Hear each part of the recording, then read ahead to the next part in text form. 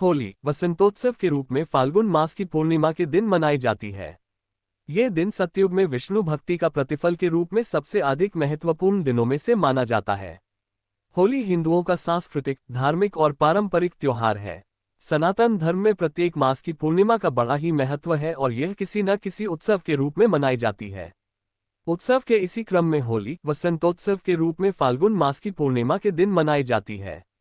ये दिन सतयुग में विष्णु भक्ति का प्रतिफल के रूप में सबसे अधिक महत्वपूर्ण दिनों में से माना जाता है। भक्त प्रहलाद से जुड़ी है कथा। हिंदू धर्म के अनुसार होलिका दहन मुख्य रूप से भक्त प्रहलाद की याद में किया जाता है। भक्त प्रहलाद राक्षस कुल में जन्मे थे, परंतु वे भगवान नारायण के अनन्य भक्त थे। उनके पिता हिरण्यकश्यप को उनकी ईश्वर भक्ति अच्छी नहीं लगती थी, इसलिए हिरण्यकश्यप ने प्रहलाद को अनेकों प्रकार के जघन्य कष्ट दिए। उनकी बुआ होलिका, जिसको ऐसा वस्त्र वरदान में मिला हुआ था जिसको पहनकर आग में बैठने से उसे आग नहीं जला सकती थी, होलिका भक्त प्रहलाद को मारने के लिए वह वस्त्र पहनकर उन्हें गोद में लेकर आग में बैठ गई। भक्त प्रहलाद की विष्णु भक्ति के फलस्वरूप होलिका जल गई और प्रहलाद का बाल भी बांका नहीं हुआ।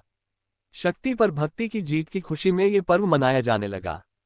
साथ में रंगों का पर्व ये संदेश देता है कि काम, क्रोध, मद, मोह एवं लोभ रूपी दोषों को त्याग कर ईश्वर भक्ति में मन लगाना चाहिए।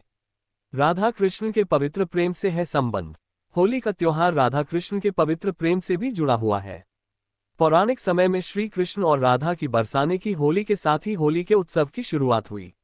आज भी बरसाने और नंदगांव की लठमार होली विश्व विख्यात है।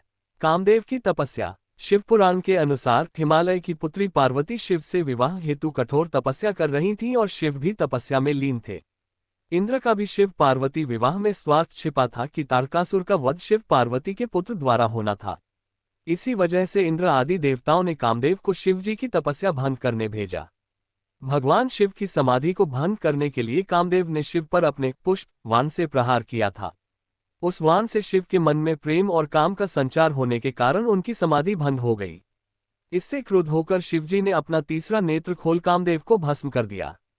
शिवजी की तपस्या भंग होने के बाद देवताओं ने शिवजी को पार्वती से विवाह के लिए राजी कर लिया। कामदेव की पत्नी रति को अपने पति के पुनर्जीवन का वरदान और शिवजी का पार्वती से विवाह का प्रस्ताव स्वीकार करने की खुशी में देवताओं ने इस दिन को उत्सव की तरह मनाया। ये दिन फाल्गुन पूर्णिमा का ही दिन था। इस प्रसंग के आधार पर काम की भावना को प्रतीकात्मक रूप से जलाकर सच्चे प्रेम की विजय का उत्सव मनाया जाता है।